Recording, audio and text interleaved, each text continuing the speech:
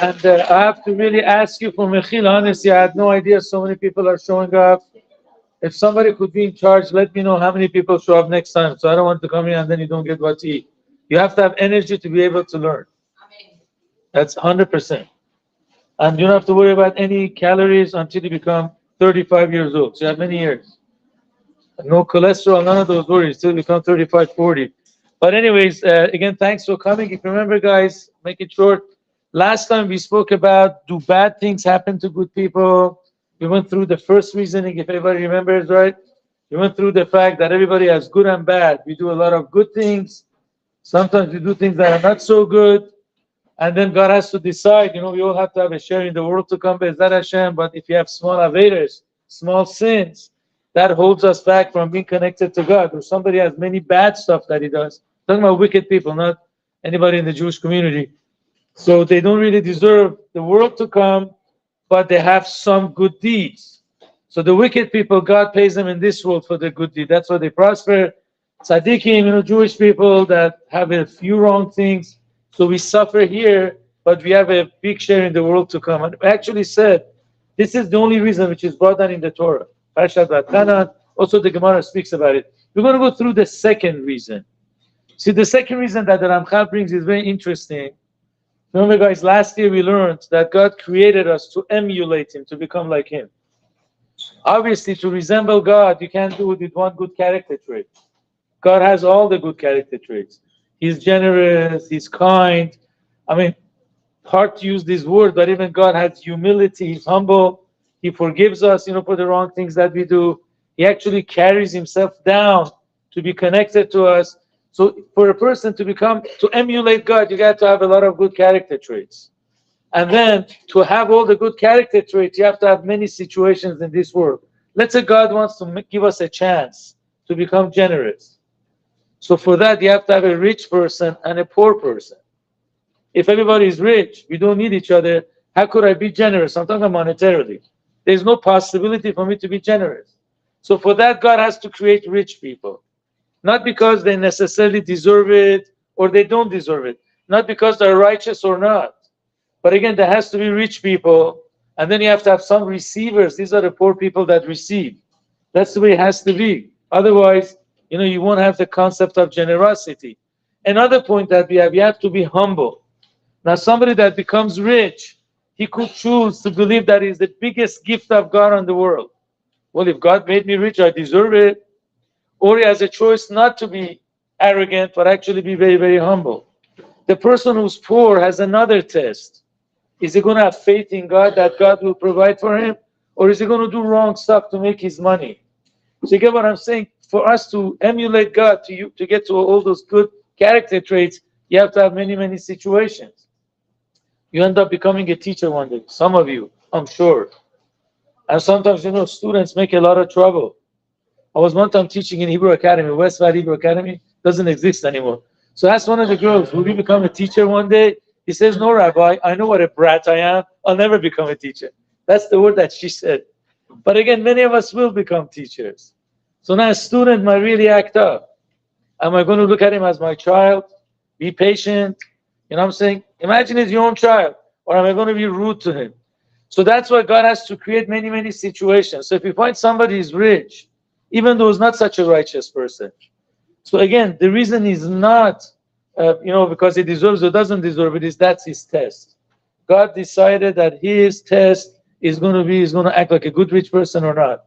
Somebody who's poor, whatever his share is, his test is he going to be faithful or not? So many times we can't really judge a person if he's good or bad. We really don't know. Each one has a different mission in this world, and that's why God has to create different situations. Now, the honest question is, why would this guy be rich? Why can't the poor guy be rich? Good question. Go ahead. No, so if it's a test, I'm saying it's not because they deserve or not deserve. Everybody has a test. Well, why couldn't God choose the poor man to have a test of a rich person? So the truth is, for that we have no answer. The Ramchal says God knows what's the best for a person. He's the one that decides. You know what the example is? Imagine, can my ears complain? Why can't I be the brain? Doesn't make sense. Your mission is to be the ear, so that's it, do your job. Same thing, God sees somebody deserves to be rich, whatever, or his test is being rich. Why is he the rich one? God knows what's the best for his soul to reach the complete, to reach his potential, or to do his service on this world. So I'm going to actually bring one story. It's going to be mixed with other stuff too. One of the reasons that we will learn later on, we maybe might delve in it a lot. After the Arizal came with a tremendous chidush. That Torah talks about it, but he made a tremendous chidush that many times, neshamot come down to the world more than once. If we don't fulfill our mission the first time, so God is very kind, gives us many, many chances. And many times based on our life in the previous life, so we're put in a situation to fix what happened in the last few generations. This is not such a happy story, it's a little bit of a sad story. It happened with the first Rebbe of Chabad, the Alter Rebbe. He had a chassid that he was extremely poor, but very big tzaddik. Sitting and learning the whole day, the traditional stories, that real Talmidei Chachamim suffering, and their wives were mamish tzidkonias. They were real righteous ladies, never complained, never. They hardly they had bread and water to eat. Thank God we are blessed. We have so much food in our refrigerators for the next 2 weeks. Nobody's worried what I'm going to eat tomorrow.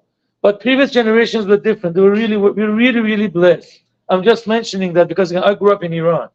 I remember how bad it was. Thank God now we're in the United States. Every situation is better, thank God. We don't have to worry if we have food to eat. Most of us don't have to worry if I can cover the rent or mortgage. Sometimes it's difficult, but really we're not worried that we're going to get evicted tomorrow. Once upon a time, situation was different. I'm just mentioning it. Please always thank God for the blessings that we all have. So anyways, in the olden days, who was supposed to have money to get married? The boy or the girl? Today in the Persian community, it has to be the boy. Right? We all know that. They first check your bank account before they check your character traits. I'm just kidding. It's not as bad, obviously. It used to be back before. Now we're more religious. We're not worried about it. But who's supposed to have the money? The boy, no? I think so. In the olden days, was different. If the girl had no money, no shidduchim. Because a lot of people in the religious world were Talmidei Chachamim, going to the kollel. So who's going to pay for him to learn? The girl's father. So if you have money, there's something to look at. You have no money, good luck. Unfortunately, that's the way it was. By the way, all the Gedolei Yisrael said, the Rebbe for sure writes it down, never break up a shidduch because of money. There are many stories that, the parents promised and they didn't fulfill, but the girl was a good girl. The boy was a good boy. Don't break it up because of money. Please don't do that. It happens too often in Israel once in a while.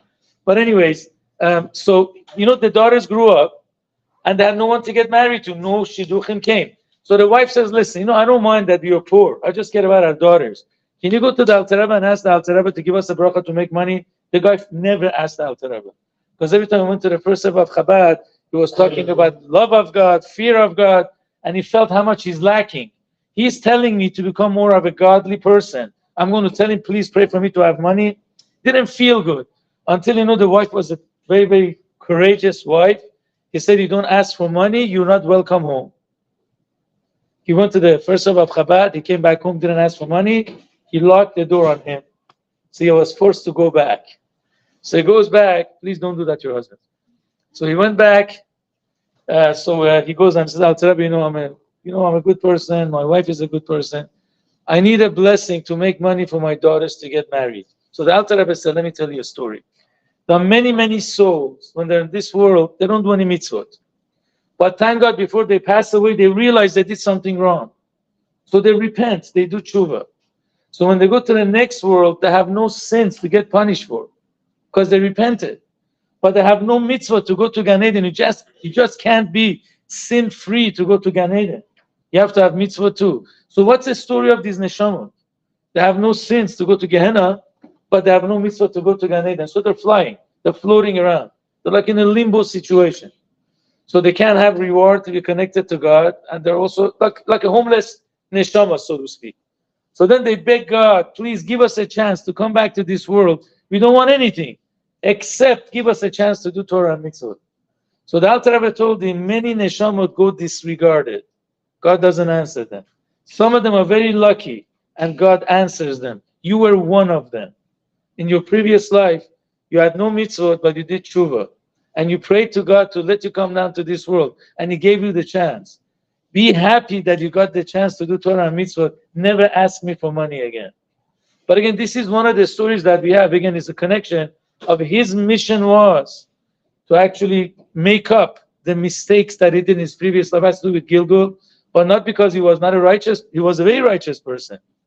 But again, he had to be in this situation because of his previous life. So all I'm saying, you can't really judge people with their physical situation. Be'ezrat Hashem, we're going to go through many, many more reasons later on, and we bring a lot of more stories. But one thing is, whatever we got, I hope everybody becomes a millionaire in this room.